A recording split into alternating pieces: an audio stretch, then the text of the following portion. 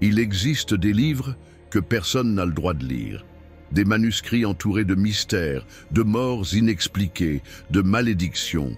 Des œuvres interdites parce qu'elles dérangent l'Église, la science ou les fondations même de notre réalité. Aujourd'hui, je vais vous parler des 5 livres les plus interdits et dangereux de toute l'histoire. Mais attention, plus on descend dans ce classement, plus la vérité devient terrifiante. Et le numéro 1 aurait détruit l'humanité. Numéro 5, le manuscrit de Voynich. Ce livre ne devrait même pas exister.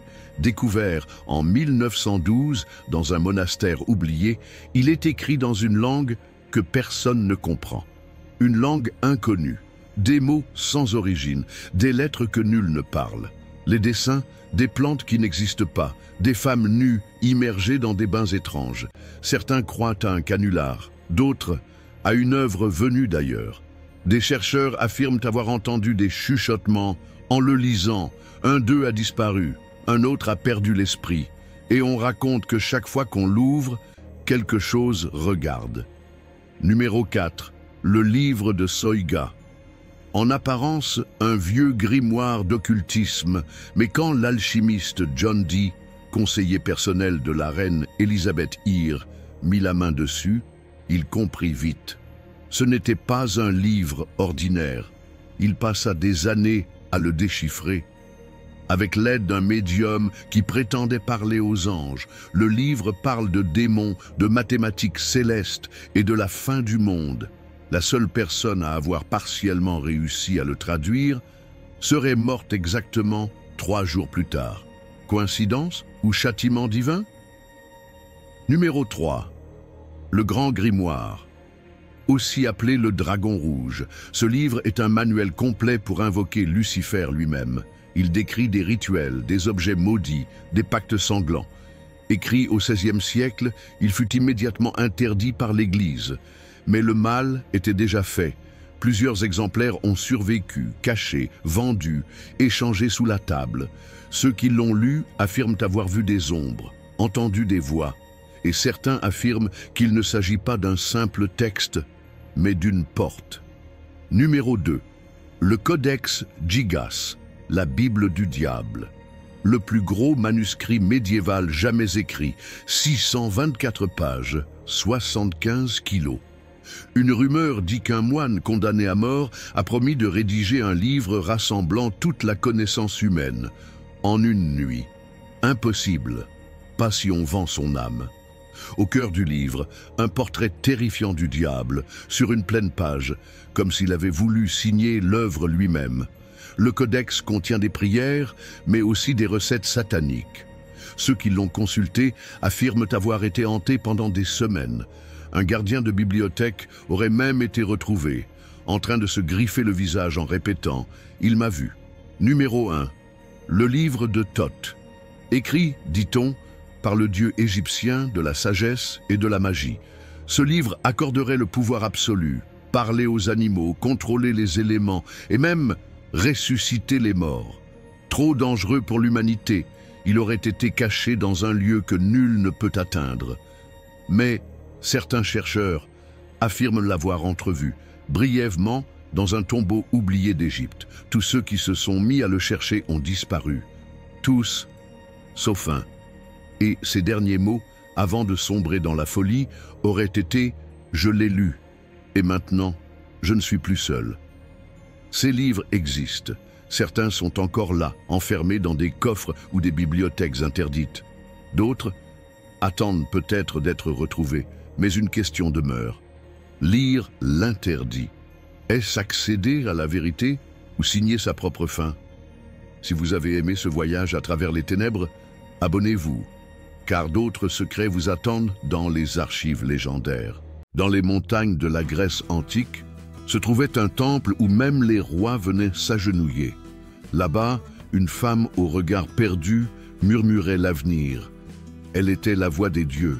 Elle était l'oracle de Delphes. Mais derrière ces prophéties énigmatiques se cachent des mystères plus sombres. Était-elle guidée par les dieux ou par des forces bien plus humaines? Voici les secrets de l'oracle de Delphes. 1. Un temple sacré et stratégique. Le sanctuaire de Delphes était dédié à Apollon. On y venait des 4 coins du monde grec pour poser une question et recevoir une réponse divine. Mais ce que peu savaient, c'est que le temple se trouvait au centre religieux et politique de la Grèce, et chaque prophétie influençait la guerre, le commerce et la paix. L'oracle n'était pas qu'une prêtresse, elle était une clé du pouvoir. 2. La Pythie, une femme, un mystère. On l'appelait la Pythie. Choisie parmi les femmes du peuple, elle vivait isolée, loin de tout. Avant chaque prophétie, elle entrait en transe. Certains disent qu'elle respirait des vapeurs venant d'une faille souterraine. D'autres parlent de drogues secrètes, ou même de possession divine. Ce qui est sûr, ces paroles, floues et codées, pouvaient changer le destin d'un empire. 3. Des réponses ambiguës, toujours utiles. Les réponses de l'oracle étaient toujours énigmatiques. Un roi demanda un jour « Dois-je attaquer l'ennemi ?» La Pythie répondit « Un grand empire tombera. » Il attaqua, et ce fut le sien qui tomba. La prophétie était vraie, mais elle ne disait pas tout. 4. Une voix venue du sol. Pendant des siècles, on pensait que les vapeurs de la Pythie étaient un mythe. Mais des géologues modernes ont découvert qu'une faille sismique sous le temple libérait du gaz éthylène, un hallucinogène naturel. Cela pourrait expliquer l'état de transe de la Pythie et comment elle croyait entendre la voix d'Apollon. 5. La fin d'un monde sacré. Avec l'arrivée du christianisme, le culte d'Apollon est interdit. Le temple de Delphes est abandonné. Mais les légendes persistent. Certains disent que la dernière prophétie annonçait la chute des anciens dieux et la montée d'un nouveau pouvoir. Le silence de Delphes ne fait qu'amplifier les questions. L'oracle de Delphes est peut-être réduit en ruine, mais ces énigmes traversent encore les siècles. Et qui sait, peut-être qu'un jour, une autre voix se lèvera du sol pour nous dire à nouveau ce que le destin nous réserve. Et si les dieux de l'Olympe n'avaient-ils jamais disparu? Si, sous d'autres noms, leurs histoires hantaient encore nos rues, nos cauchemars, nos légendes urbaines, des êtres immortels, transformés en ombre. Aujourd'hui, explorons les ponts troublants entre les divinités de l'Antiquité et les monstres modernes qui nous effraient encore. 1. Zeus, le père du tonnerre et l'homme au marteau. Dans certaines villes, on raconte l'histoire d'un homme mystérieux qui frappe ses victimes avec un marteau en pleine tempête.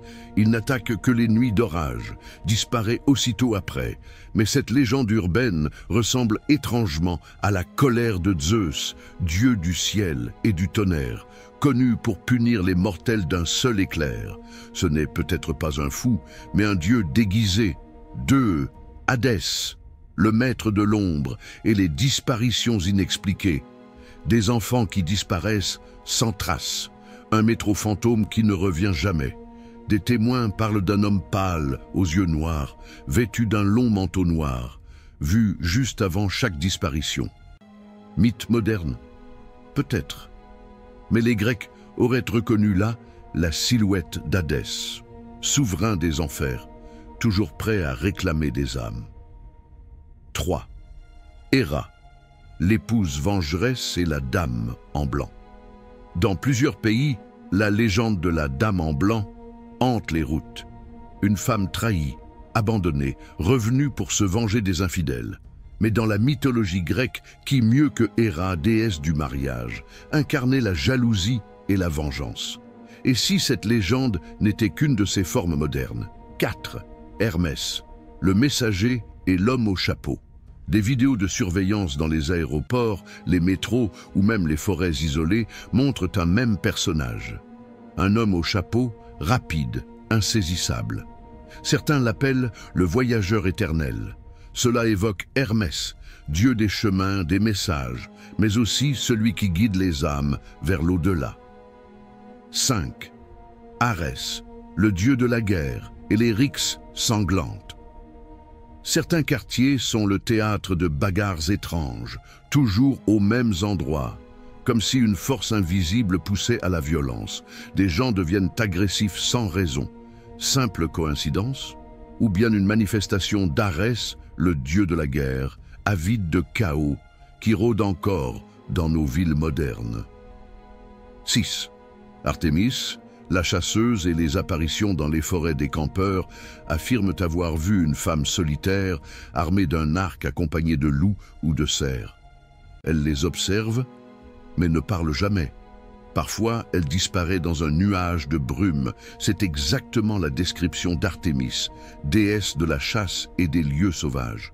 Dans les forêts modernes, elle veille peut-être encore. Et si les légendes urbaines d'aujourd'hui n'étaient été que les échos modernes des dieux d'hier?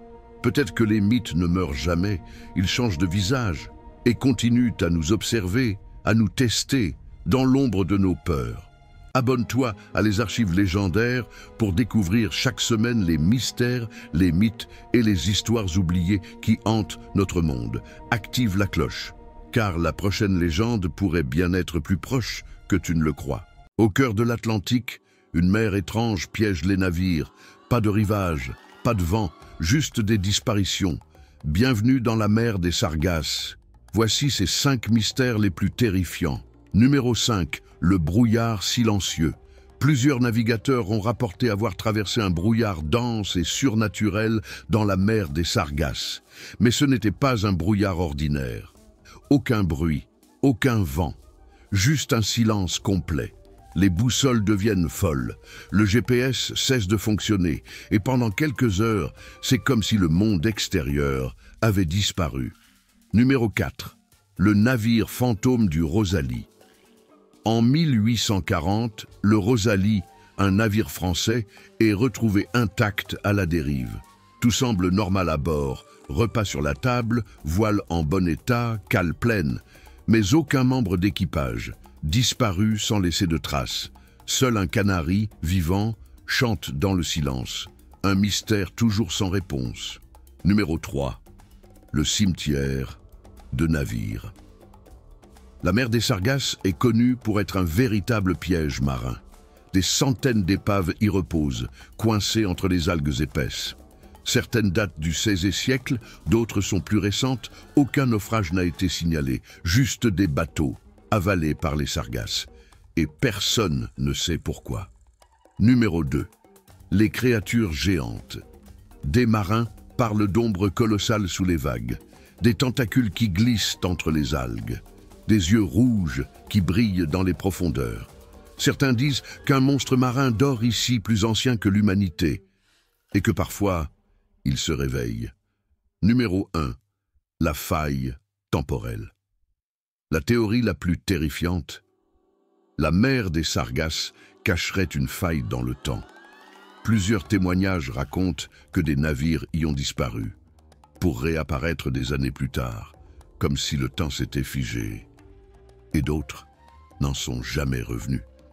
Serait-ce une porte vers une autre dimension? Tant que la mer des Sargasses continuera de cacher ses secrets, nous ne pourrons jamais vraiment dormir tranquilles, car dans l'océan, tout peut disparaître. Il existe des rituels si anciens que leur origine s'est perdue dans les brumes du temps, des cérémonies interdites, cachées aux yeux du monde, où la vie, le sang et parfois l'âme étaient le prix à payer. Aujourd'hui, les archives légendaires t'ouvrent les portes de l'invisible. Voici les rituels les plus dangereux de l'Antiquité. Numéro 5. Le banquet des damnés. Rome antique. À Rome, certains cultes secrets comme les bacchanales étaient bien plus qu'une fête. C'étaient des cérémonies orgiaques où le vin, le sexe et le sacrifice humain se mélangeaient dans une folie incontrôlable. Tellement dangereux que le Sénat romain les a interdits, craignant qu'ils ne renversent l'ordre établi. Numéro 4. Le rite de la Pythie, Grèce. Dans le temple d'Apollon, à Delphes, la prêtresse appelée Pythie entrait en transe en inhalant des vapeurs toxiques provenant des entrailles de la terre. Mais ce que peu savent, c'est que certains rituels exigeaient que le consultant offre un sacrifice sanglant avant la prophétie. Certains en ressortaient fous, d'autres maudits. Numéro 3. Le feu de Moloch, Phénicie. Chez les anciens Cananéens, le dieu Moloch réclamait l'impensable, le sacrifice d'enfants vivants dans un immense brasier de bronze. Ce culte si cruel a choqué les peuples voisins. Mais dans certaines régions, ces rites ont perduré des siècles dans l'ombre. Numéro 2. Le rituel de l'ouverture de la bouche, Égypte. En Égypte, ce rite permettait à un mort de parler, manger et voir dans l'au-delà. Mais certains pharaons auraient ordonné qu'on réalise le rituel sur des vivants, pour tenter d'ouvrir la porte du royaume des morts avant leur propre mort. Ces pratiques se sont restées cachées, car jugées trop dangereuses même pour les prêtres. Numéro 1. Le rite du troisième œil, perse, zoroastrisme occulte. On dit que certains prêtres perses pratiquaient une forme occulte de méditation, combinée à des substances hallucinogènes et des scarifications. Le but ? Ouvrir le troisième œil et communiquer avec les démons du feu ou de la lumière. Mais nombre d'entre eux n'en sont jamais revenus, leur corps figé dans une terreur absolue. Ces rituels n'étaient pas de simples croyances. Ils touchaient à ce que l'humain ne devrait jamais approcher. Et aujourd'hui encore, certains disent que ces pratiques survivent. Alors dis-moi en commentaire, lequel de ces rituels te glace le plus le sang? Et surtout, n'oublie pas, certaines portes ne devraient jamais être ouvertes. Il est minuit passé. La foule tremble d'impatience. Sur la scène, un homme est enchaîné, suspendu la tête en bas, enfermé dans une cage de verre remplie d'eau. Il n'a que ses poumons et sa volonté. Les secondes passent. 3, 4, 5 minutes. Les murmures se transforment en prières. Et soudain, dans un éclat d'eau et de lumière, il réapparaît, libre, essoufflé, vivant. Ce n'est pas un miracle, c'est Harry Houdini, l'homme qui trompe la mort. Né en 1874 sous le nom d'Eric Weiss, dans une modeste famille juive originaire de Hongrie, rien ne prédestinait le petit Harry à devenir l'un des noms les plus célèbres du XXe siècle. Sa famille émigre aux États-Unis, fuyant la misère avec l'espoir d'une vie meilleure. Très jeune, Harry développe une obsession, la liberté. Il observe les serrures, les chaînes, les coffres. Il ne rêve pas de devenir riche. Il veut comprendre ce qui enferme et comment s'en échapper. À 9 ans, il exécute son premier numéro, s'évader d'une corde attachée à une chaise. La sensation de libération est plus forte que tout. Il se sent invincible. Il n'arrêtera jamais. À l'adolescence, il découvre le nom de Robert Houdin, célèbre illusionniste français. Il l'adopte, l'adapte et devient Houdini. Le mythe est en marche. Mais Houdini n'est pas un magicien comme les autres. Il ne fait pas apparaître des colombes. Il ne se contente pas d'illusions. Il joue avec la peur, la douleur, la mort. Il transforme la scène en champ de bataille. Il se fait enchaîner, enfermer, suspendre, noyer, et à chaque fois, il s'échappe. Ce qu'il promet au public n'est pas de la magie. C'est une victoire contre l'impossible. Dans les années 1900, alors que le monde découvre le cinéma, l'électricité, l'aviation, Houdini devient un phénomène mondial. Il n'est pas seulement un artiste, il est une légende vivante. Les journaux parlent de lui comme d'un homme sans limite. À Saint-Louis, il s'évade d'une prison de haute sécurité en quelques minutes. À Londres, il défie Scotland Yard. À Berlin, il s'échappe d'une camisole suspendue à des dizaines de mètres au-dessus d'une foule. Certains disent qu'il est plus qu'humain, d'autres qu'il a vendu son âme. Mais Houdini, lui, n'a qu'un credo. Tout ce qu'il accomplit est réel. Il entraîne son corps, jour et nuit. Il retient son souffle pendant plusieurs minutes, jusqu'à perdre connaissance. Il teste ses limites comme un athlète, comme un guerrier. Il mémorise chaque modèle de serrure existant. Il apprend à disloquer ses épaules, à contracter ses muscles de façon millimétrée. Son corps est une arme, son esprit une forteresse. Pourtant, plus il triomphe, plus la rumeur enfle. Et si Houdini utilisait des pouvoirs occultes? Et si ses prouesses n'étaient pas de ce monde? Cela l'irrite profondément. Houdini déteste les charlatans. Il méprise les médiums, les spirites, les faux prophètes. Il les traque, il les démasque. Il infiltre leurs séances, il note leurs techniques et il les détruit publiquement. Il mène une guerre ouverte contre les menteurs du surnaturel, car pour lui, la magie n'est pas un don divin, c'est du travail, du courage, de la science, de la souffrance. Mais cette croisade va lui coûter cher. En 1926, après une démonstration à Montréal, un jeune étudiant le surprend en coulisses et lui demande s'il peut résister à un coup de poing dans l'abdomen. Houdini, distrait, accepte. L'étudiant frappe sans prévenir. Ce que personne ne sait, c'est que Houdini souffre déjà d'une appendicite. Les coups aggravent son état, mais fidèle à sa légende, il refuse de se faire soigner. Il continue sa tournée. Il monte sur scène, le ventre en feu, le visage pâle, jusqu'à ce que son corps lâche. Le 31 octobre 1926, jour d'Halloween, Harry Houdini meurt à l'âge de 52 ans. Le monde est sous le choc. Les journaux titrent « La mort a finalement capturé Houdini ».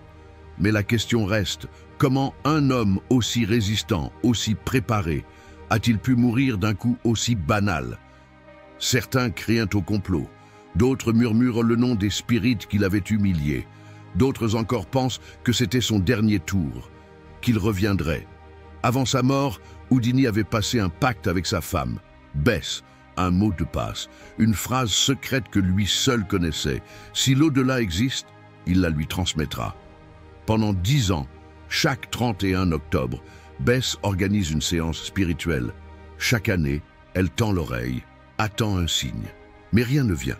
Finalement, en 1936, elle éteint la bougie et dit « 10 ans sont passés, il ne reviendra pas ».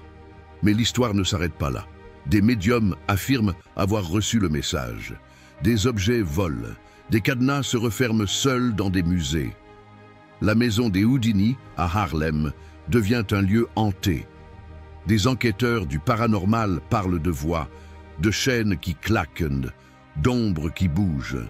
Certains pensent que Houdini, l'homme qui a toujours refusé de rester enfermé, est piégé entre deux mondes. Une âme qui cherche encore sa sortie. Il y a aussi les lettres étranges retrouvées après sa mort, les carnets codés, les manuscrits inachevés. Et cette question obsédante, travaillait-il pour le gouvernement?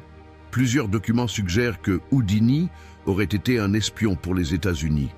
Lors de ses tournées en Europe, il aurait infiltré des lieux secrets, testé la sécurité des prisons, observé les méthodes des polices étrangères. Ces évasions n'étaient peut-être pas seulement des spectacles, mais des missions. Magicien, espion, mythe vivant, peut-être les trois. Ces évasions, elles, restent légendaires. Il s'est échappé d'une boîte en bois clouée et coulée dans la rivière, d'une cellule de torture chinoise remplie d'eau, d'un cercueil enterré sous terre, d'un sac postal cousu de l'intérieur, d'un coffre-fort de banque, d'une camisole suspendue à une grue au-dessus d'un train lancé à pleine vitesse. Il n'y avait pas de triche, pas de magie noire, seulement un homme et une obsession, ne jamais être prisonne. Au cœur de l'Atlantique, une mer étrange piège les navires, pas de rivage, pas de vent, juste des disparitions. Bienvenue dans la mer des Sargasses. Voici ces 5 mystères les plus terrifiants. Numéro 5, le brouillard silencieux. Plusieurs navigateurs ont rapporté avoir traversé un brouillard dense et surnaturel dans la mer des Sargasses. Mais ce n'était pas un brouillard ordinaire. Aucun bruit, aucun vent, juste un silence complet. Les boussoles deviennent folles, le GPS cesse de fonctionner et pendant quelques heures, c'est comme si le monde extérieur avait disparu. Numéro 4. Le navire fantôme du Rosalie. En 1840, le Rosalie, un navire français, est retrouvé intact à la dérive. Tout semble normal à bord, repas sur la table, voile en bon état, cale pleine, mais aucun membre d'équipage. Disparu sans laisser de traces. Seul un canari, vivant, chante dans le silence. Un mystère toujours sans réponse. Numéro 3. Le cimetière de navires. La mer des Sargasses est connue pour être un véritable piège marin. Des centaines d'épaves y reposent, coincées entre les algues épaisses. Certaines datent du XVIe siècle, d'autres sont plus récentes. Aucun naufrage n'a été signalé, juste des bateaux avalés par les sargasses. Et personne ne sait pourquoi. Numéro 2. Les créatures géantes. Des marins parlent d'ombres colossales sous les vagues, des tentacules qui glissent entre les algues, des yeux rouges qui brillent dans les profondeurs. Certains disent qu'un monstre marin dort ici plus ancien que l'humanité, et que parfois, il se réveille. Numéro 1. La faille temporelle. La théorie la plus terrifiante. La mer des Sargasses cacherait une faille dans le temps.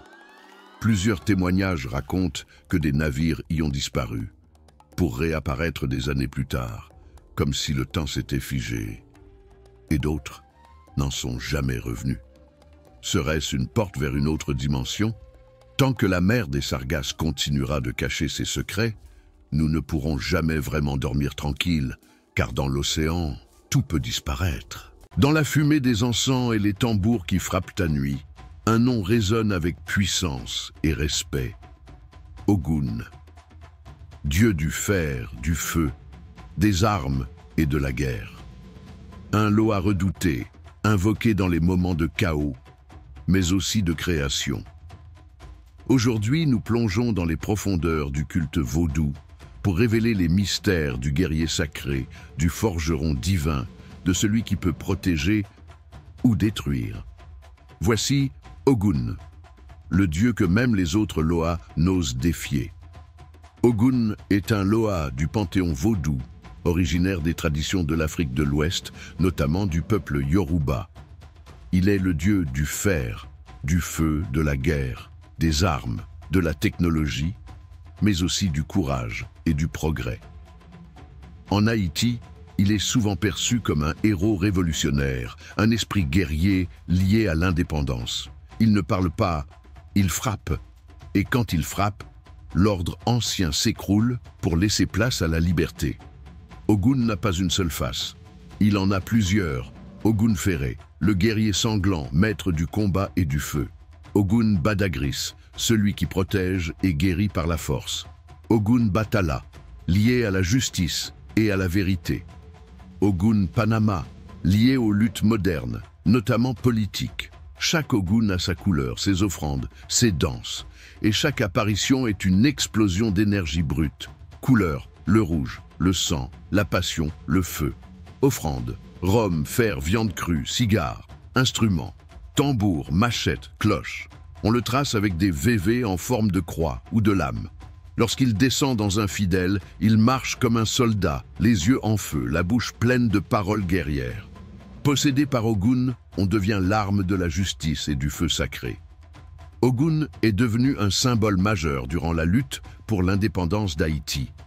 À Bois-Caïman, son esprit aurait été invoqué pour donner force, courage et rage aux esclaves en révolte. Il est associé à des figures historiques comme Toussaint Louverture ou Jean-Jacques Dessalines. Ogun ne libère pas les peuples. Il leur donne les armes pour se libérer eux-mêmes. Aujourd'hui encore, Ogun est vénéré en Haïti, au Bénin, à Cuba et au Brésil, sous le nom d'Ogum dans le candomblé. Il est l'esprit du combat quotidien, de la résistance et du progrès. Ceux qui l'invoquent cherchent protection, justice et puissance.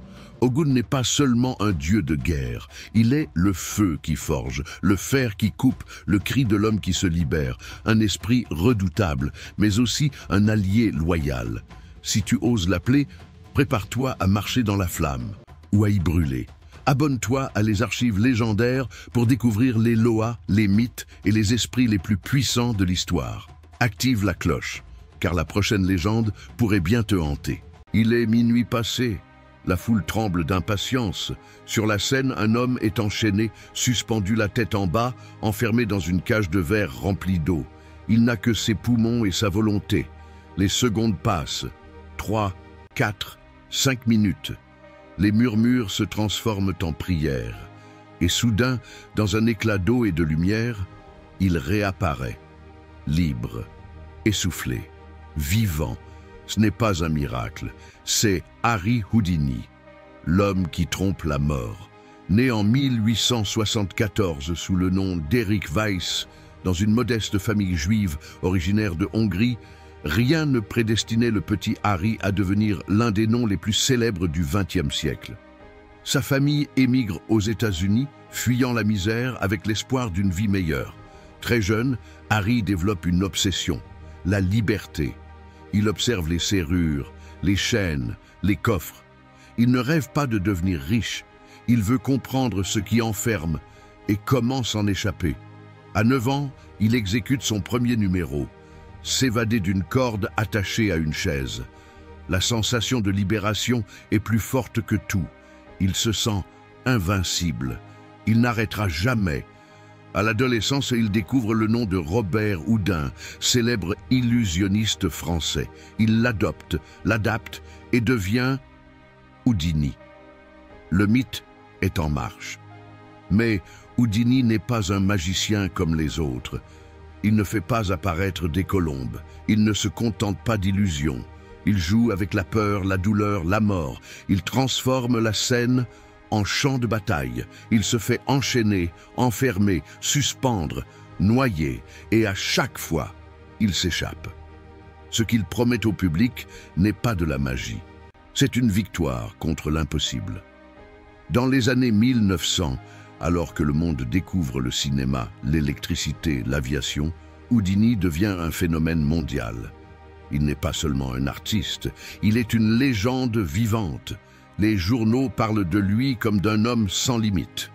À Saint-Louis, il s'évade d'une prison de haute sécurité en quelques minutes. À Londres, il défie Scotland Yard. À Berlin, il s'échappe d'une camisole suspendue à des dizaines de mètres au-dessus d'une foule. Certains disent qu'il est plus qu'humain, d'autres qu'il a vendu son âme. Mais Houdini, lui, n'a qu'un credo. Tout ce qu'il accomplit est réel. Il entraîne son corps, jour et nuit. Il retient son souffle pendant plusieurs minutes, jusqu'à perdre connaissance. Il teste ses limites comme un athlète, comme un guerrier. Il mémorise chaque modèle de serrure existant. Il apprend à disloquer ses épaules, à contracter ses muscles de façon millimétrée. Son corps est une arme, son esprit une forteresse. Pourtant, plus il triomphe, plus la rumeur enfle. Et si Houdini utilisait des pouvoirs occultes? Et si ses prouesses n'étaient pas de ce monde? Cela l'irrite profondément. Houdini déteste les charlatans. Il méprise les médiums, les spirites, les faux prophètes. Il les traque, il les démasque. Il infiltre leurs séances, il note leurs techniques et il les détruit publiquement. Il mène une guerre ouverte contre les menteurs du surnaturel, car pour lui, la magie n'est pas un don divin, c'est du travail, du courage, de la science, de la souffrance. Mais cette croisade va lui coûter cher. En 1926, après une démonstration à Montréal, un jeune étudiant le surprend en coulisses et lui demande s'il peut résister à un coup de poing dans l'abdomen. Houdini, distrait, accepte. L'étudiant frappe sans prévenir. Ce que personne ne sait, c'est que Houdini souffre déjà d'une appendicite. Les coups aggravent son état, mais fidèle à sa légende, il refuse de se faire soigner. Il continue sa tournée. Il monte sur scène, le ventre en feu, le visage pâle, jusqu'à ce que son corps lâche. Le 31 octobre 1926, jour d'Halloween, Harry Houdini meurt à l'âge de 52 ans. Le monde est sous le choc. Les journaux titrent « La mort a finalement capturé Houdini ». Mais la question reste, comment un homme aussi résistant, aussi préparé, a-t-il pu mourir d'un coup aussi banal ? Certains crient au complot, d'autres murmurent le nom des spirites qu'il avait humiliés, d'autres encore pensent que c'était son dernier tour, qu'il reviendrait. Avant sa mort, Houdini avait passé un pacte avec sa femme, Bess, un mot de passe, une phrase secrète que lui seul connaissait. Si l'au-delà existe, il la lui transmettra. Pendant 10 ans, chaque 31 octobre, Bess organise une séance spirituelle. Chaque année, elle tend l'oreille, attend un signe. Mais rien ne vient. Finalement, en 1936, elle éteint la bougie et dit « 10 ans sont passés, il ne reviendra pas ». Mais l'histoire ne s'arrête pas là. Des médiums affirment avoir reçu le message. Des objets volent. Des cadenas se referment seuls dans des musées. La maison des Houdini, à Harlem, devient un lieu hanté. Des enquêteurs du paranormal parlent de voix, de chaînes qui claquent, d'ombres qui bougent. Certains pensent que Houdini, l'homme qui a toujours refusé de rester enfermé, est piégé entre deux mondes. Une âme qui cherche encore sa sortie. Il y a aussi les lettres étranges retrouvées après sa mort, les carnets codés, les manuscrits inachevés. Et cette question obsédante, travaillait-il pour le gouvernement? Plusieurs documents suggèrent que Houdini aurait été un espion pour les États-Unis. Lors de ses tournées en Europe, il aurait infiltré des lieux secrets, testé la sécurité des prisons, observé les méthodes des polices étrangères. Ces évasions n'étaient peut-être pas seulement des spectacles, mais des missions. Magicien, espion, mythe vivant, peut-être les trois. Ces évasions, elles, restent légendaires. Il s'est échappé d'une boîte en bois clouée et coulée dans la rivière, d'une cellule de torture chinoise remplie d'eau, d'un cercueil enterré sous terre, d'un sac postal cousu de l'intérieur, d'un coffre-fort de banque, d'une camisole suspendue à une grue au-dessus d'un train lancé à pleine vitesse. Il n'y avait pas de triche, pas de magie noire, seulement un homme et une obsession, ne jamais être prisonne. Au cœur de l'Atlantique, une mer étrange piège les navires, pas de rivage, pas de vent, juste des disparitions. Bienvenue dans la mer des Sargasses. Voici ces 5 mystères les plus terrifiants. Numéro 5, le brouillard silencieux. Plusieurs navigateurs ont rapporté avoir traversé un brouillard dense et surnaturel dans la mer des Sargasses. Mais ce n'était pas un brouillard ordinaire. Aucun bruit, aucun vent, juste un silence complet. Les boussoles deviennent folles, le GPS cesse de fonctionner et pendant quelques heures, c'est comme si le monde extérieur avait disparu. Numéro 4. Le navire fantôme du Rosalie. En 1840, le Rosalie, un navire français, est retrouvé intact à la dérive. Tout semble normal à bord, repas sur la table, voile en bon état, cale pleine, mais aucun membre d'équipage, disparu sans laisser de traces. Seul un canari, vivant, chante dans le silence. Un mystère toujours sans réponse. Numéro 3. Le cimetière de navires. La mer des Sargasses est connue pour être un véritable piège marin. Des centaines d'épaves y reposent, coincées entre les algues épaisses. Certaines datent du XVIe siècle, d'autres sont plus récentes. Aucun naufrage n'a été signalé, juste des bateaux avalés par les sargasses. Et personne ne sait pourquoi. Numéro 2. Les créatures géantes. Des marins parlent d'ombres colossales sous les vagues, des tentacules qui glissent entre les algues, des yeux rouges qui brillent dans les profondeurs. Certains disent qu'un monstre marin dort ici plus ancien que l'humanité, et que parfois, il se réveille. Numéro 1. La faille temporelle. La théorie la plus terrifiante. La mer des Sargasses cacherait une faille dans le temps.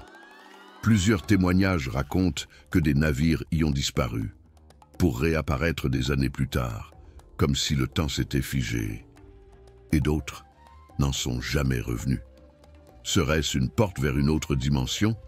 Tant que la mer des Sargasses continuera de cacher ses secrets, nous ne pourrons jamais vraiment dormir tranquille, car dans l'océan, tout peut disparaître. As-tu déjà entendu parler d'Anubis, le dieu à tête de chacal qui guide les morts?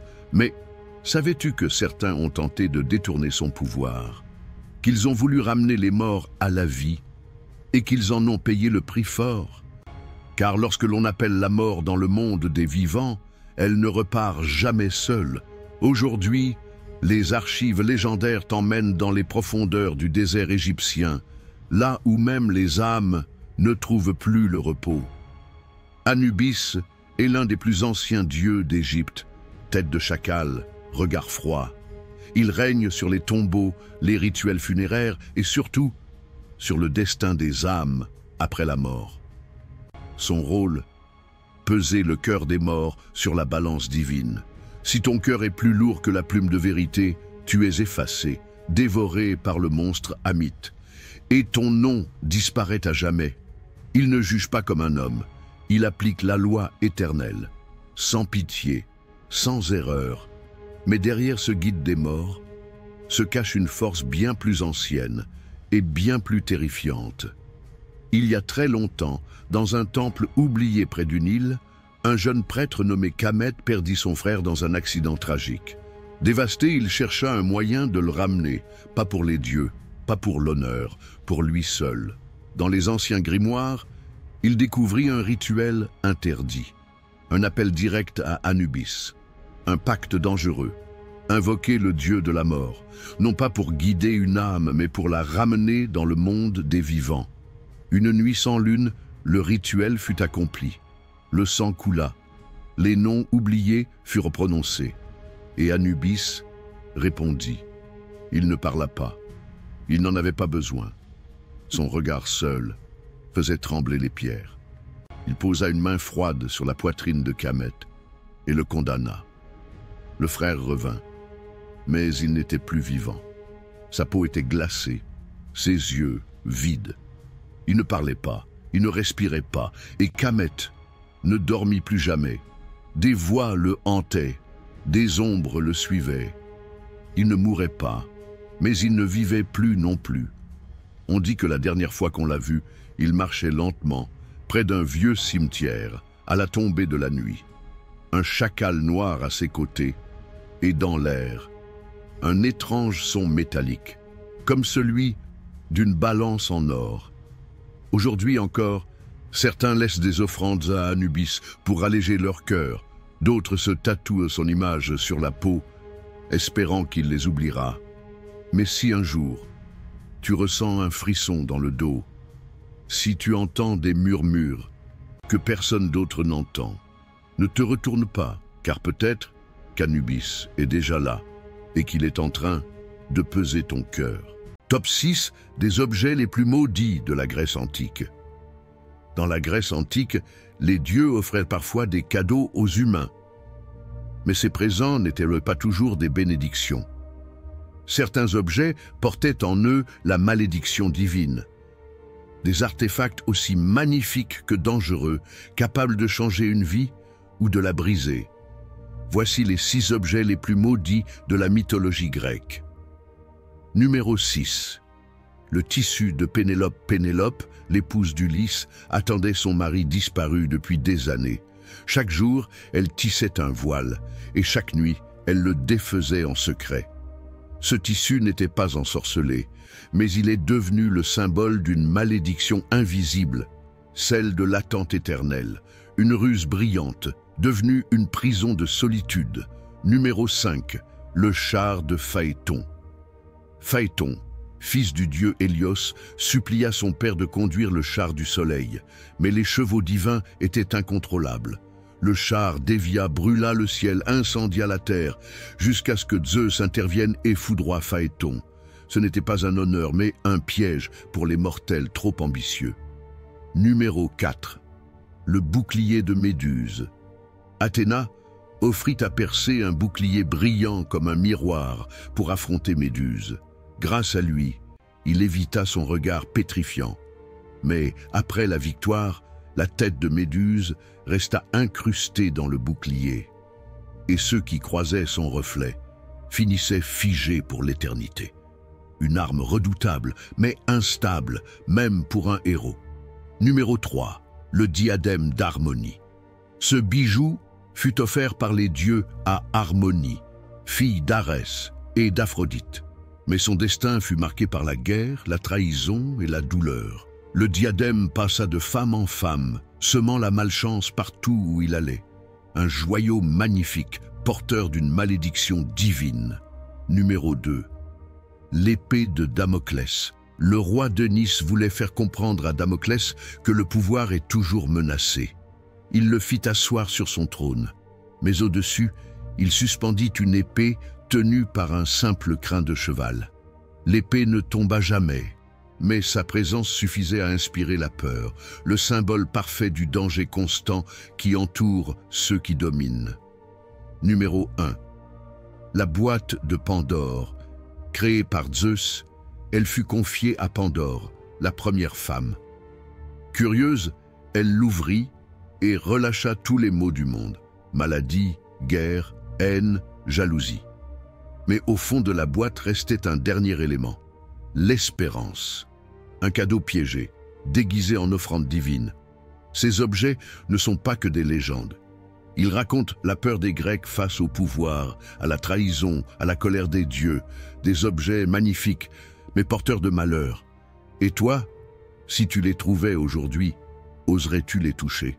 Depuis la nuit des temps, l'humanité cherche à se protéger, à guérir, à survivre.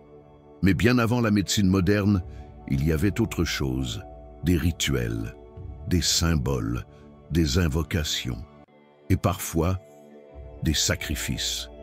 Aujourd'hui, nous plongeons dans les anciens rituels de guérison et de protection, des pratiques oubliées ou volontairement effacées. Bienvenue dans les archives légendaires. Numéro 6. Le souffle de l'esprit, Égypte ancienne. Les prêtres égyptiens croyaient que certaines maladies venaient de mauvais esprits. Pour les chasser, ils soufflaient un mélange d'encens sacré et de paroles secrètes sur le malade. Ce souffle était censé purifier le corps et l'âme. Certains manuscrits disent que même les pharaons y avaient recours. Numéro 5. Le bain de lune, rituel celtique. Chez les anciens druides, se baigner nu à la lumière de la pleine lune, dans une rivière sacrée, était un rituel de guérison. On croyait que l'eau, bénie par la lumière lunaire, emportait les douleurs et protégeait contre les malédictions. Des herbes comme la verveine ou la sauge étaient ensuite appliquées sur le corps. Numéro 4. Le cercle de feu. Civilisation nordique. Les Vikings croyaient que certaines maladies venaient des ténèbres. On traçait un cercle de feu autour du malade, récitant les noms d'anciens dieux comme Thor ou Freyja. Si la flamme tremblait, cela signifiait qu'un esprit rôdait. Le rituel ne s'arrêtait qu'au moment où la flamme redevenait stable. Numéro 3. Le vent de la guérison, Mésoamérique.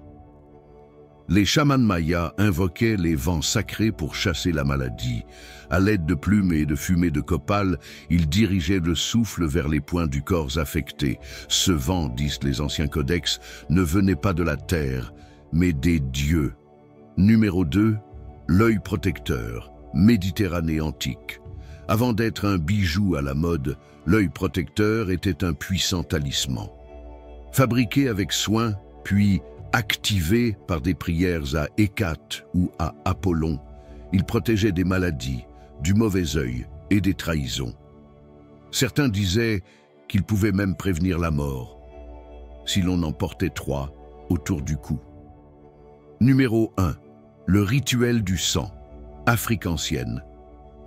Dans certaines tribus, on utilisait le sang d'un animal sacrifié, mélangé à des plantes médicinales pour soigner et protéger. Ce sang, appliqué sur le front ou versé dans le feu, liait le patient aux esprits ancestraux. On disait que si le patient survivait, il était désormais intouchable. Mais si le rituel échouait, c'est que l'esprit avait refusé de l'aider. Ces rituels anciens, oubliés par le monde moderne, continuent de fasciner. Était-ce simplement des croyances ou un savoir perdu? Et toi, oserais-tu essayer l'un de ces rituels? Abonne-toi à les archives légendaires pour explorer les mystères oubliés. Et surtout, n'éteins pas la bougie. Il existe des rituels si anciens que leur origine s'est perdue dans les brumes du temps. Des cérémonies interdites, cachées aux yeux du monde, où la vie, le sang et parfois l'âme étaient le prix à payer. Aujourd'hui, les archives légendaires t'ouvrent les portes de l'invisible. Voici les rituels les plus dangereux de l'Antiquité. Numéro 5. Le banquet des damnés, Rome antique. À Rome, certains cultes secrets comme les bacchanales étaient bien plus qu'une fête. C'étaient des cérémonies orgiaques où le vin, le sexe et le sacrifice humain se mélangeaient dans une folie incontrôlable. Tellement dangereux que le Sénat romain les a interdits, craignant qu'ils ne renversent l'ordre établi. Numéro 4. Le rite de la Pythie, Grèce. Dans le temple d'Apollon, à Delphes, la prêtresse appelée Pythie entrait en transe en inhalant des vapeurs toxiques provenant des entrailles de la terre. Mais ce que peu savent, c'est que certains rituels exigeaient que le consultant offre un sacrifice sanglant avant la prophétie. Certains en ressortaient fous, d'autres maudits. Numéro 3. Le feu de Moloch, Phénicie. Chez les anciens Cananéens, le dieu Moloch réclamait l'impensable, le sacrifice d'enfants vivants dans un immense brasier de bronze. Ce culte si cruel a choqué les peuples voisins, mais dans certaines régions, ces rites ont perduré des siècles dans l'ombre.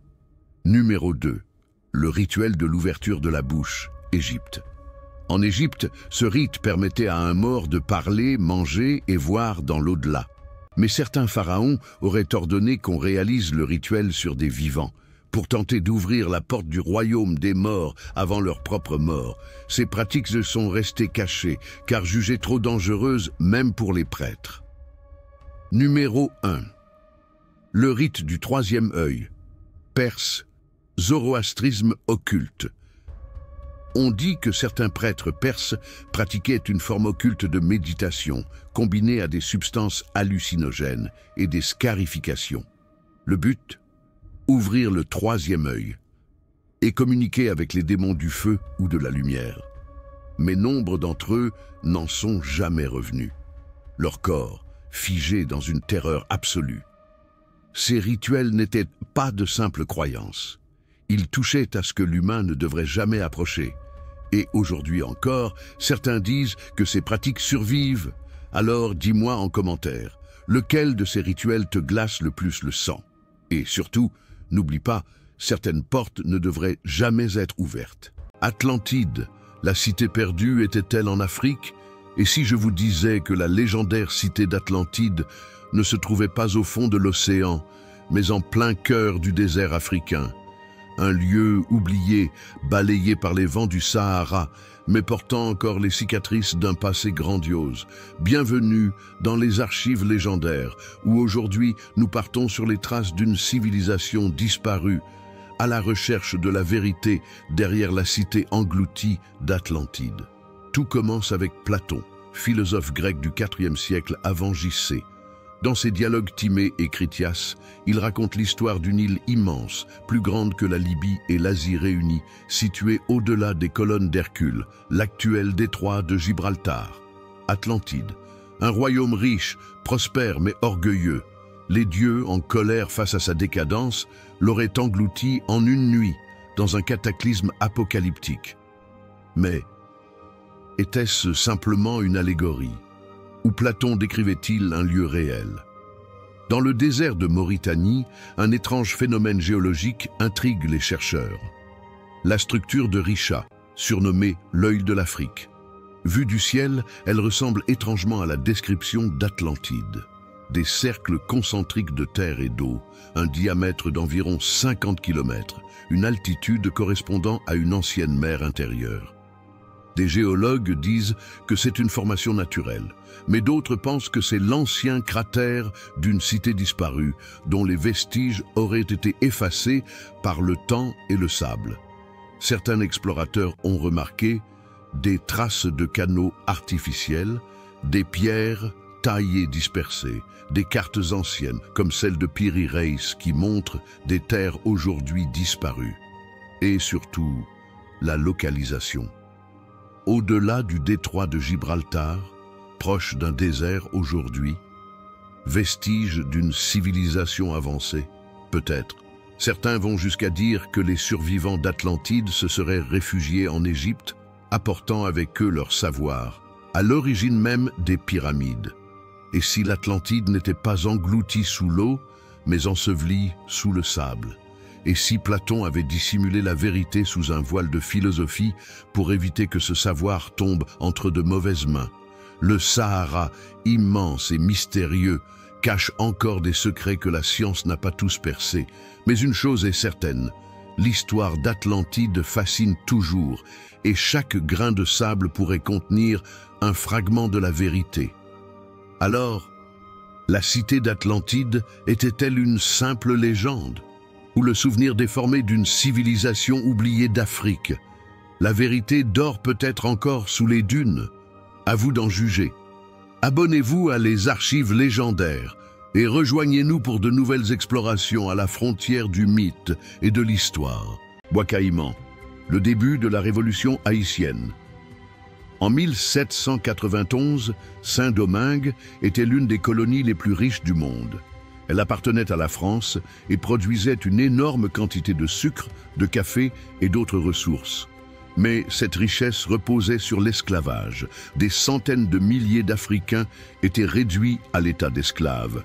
Ils travaillaient dans des conditions très dures, sans liberté, sans droit et sous des traitements violents. Malgré cette oppression, les esclaves ont réussi à préserver une partie de leur culture et de leur spiritualité. Parmi eux, beaucoup pratiquaient le vaudou, une religion issue de traditions africaines, mélangées aux croyances locales. C'était plus qu'une religion, c'était une manière de résister, de garder leur identité et d'espérer une libération. Un soir du mois d'août 1791, dans une forêt appelée Bois Caïman, un événement important a eu lieu. Des esclaves de différentes plantations se sont réunis en secret. Ils ont organisé une cérémonie vaudou dirigée par un prêtre nommé Dati Boukman et une prêtresse dont certains disent qu'elle s'appelait Cécile Fatiman. Pendant cette cérémonie, ils ont invoqué les esprits du vaudou et ont fait un serment. Ils ont juré de se battre pour leur liberté. On raconte qu'ils ont sacrifié un cochon noir et que son sang a été versé sur le sol pour sceller ce pacte. Ce rituel marquait le début d'une révolte. Quelques jours après cette cérémonie, des soulèvements éclatent dans plusieurs plantations du nord de l'île. Des maisons sont brûlées, des esclaves s'arment avec ce qu'ils peuvent trouver et les colons sont attaqués. C'est le début de ce qu'on appelle aujourd'hui la révolution haïtienne. Cette révolte ne fut pas brève. Elle a duré plus de 10 ans. Les esclaves se sont battus contre les colons français, mais aussi contre des troupes espagnoles et britanniques. Petit à petit, des chefs militaires se sont imposés, comme Toussaint Louverture, Jean-Jacques Dessalines et Henri Christophe. Ils ont organisé l'armée, dirigé les combats et ont permis d'obtenir des victoires importantes. En 1804, après des années de guerre, les anciens esclaves remportent leur plus grande victoire. L'indépendance est déclarée. Haïti devient la première république noire libre du monde. C'est aussi le seul pays de l'histoire moderne né d'une révolte d'esclaves réussie. L'événement de Bois Caïman reste aujourd'hui un symbole fort dans la mémoire du peuple haïtien. Il représente le courage, l'unité, la foi et le refus de l'oppression. Ce n'était pas seulement une cérémonie religieuse, mais un acte de révolte et de résistance qui allait ouvrir la voie à l'indépendance. Il existe des rituels si anciens que leur origine s'est perdue dans les brumes du temps, des cérémonies interdites, cachées aux yeux du monde, où la vie, le sang et parfois l'âme étaient le prix à payer. Aujourd'hui, les archives légendaires t'ouvrent les portes de l'invisible. Voici les rituels les plus dangereux de l'Antiquité. Numéro 5. Le banquet des damnés. Rome antique. À Rome, certains cultes secrets comme les bacchanales étaient bien plus qu'une fête. C'étaient des cérémonies orgiaques où le vin, le sexe et le sacrifice humain se mélangeaient dans une folie incontrôlable. Tellement dangereux que le Sénat romain les a interdits, craignant qu'ils ne renversent l'ordre établi. Numéro 4. Le rite de la Pythie. Grèce. Dans le temple d'Apollon, à Delphes, la prêtresse appelée Pythie entrait en transe en inhalant des vapeurs toxiques provenant des entrailles de la terre. Mais ce que peu savent, c'est que certains rituels exigeaient que le consultant offre un sacrifice sanglant avant la prophétie. Certains en ressortaient fous, d'autres maudits. Numéro 3. Le feu de Moloch, Phénicie. Chez les anciens Cananéens, le dieu Moloch réclamait l'impensable, le sacrifice d'enfants vivants dans un immense brasier de bronze. Ce culte si cruel a choqué les peuples voisins. Mais dans certaines régions, ces rites ont perduré des siècles dans l'ombre. Numéro 2. Le rituel de l'ouverture de la bouche, Égypte. En Égypte, ce rite permettait à un mort de parler, manger et voir dans l'au-delà. Mais certains pharaons auraient ordonné qu'on réalise le rituel sur des vivants, pour tenter d'ouvrir la porte du royaume des morts avant leur propre mort. Ces pratiques se sont restées cachées, car jugées trop dangereuses même pour les prêtres. Numéro 1. Le rite du troisième œil. Perse, zoroastrisme occulte. On dit que certains prêtres perses pratiquaient une forme occulte de méditation, combinée à des substances hallucinogènes et des scarifications. Le but ? Ouvrir le troisième œil et communiquer avec les démons du feu ou de la lumière. Mais nombre d'entre eux n'en sont jamais revenus, leur corps figé dans une terreur absolue. Ces rituels n'étaient pas de simples croyances. Ils touchaient à ce que l'humain ne devrait jamais approcher. Et aujourd'hui encore, certains disent que ces pratiques survivent. Alors dis-moi en commentaire, lequel de ces rituels te glace le plus le sang? Et surtout, n'oublie pas, certaines portes ne devraient jamais être ouvertes.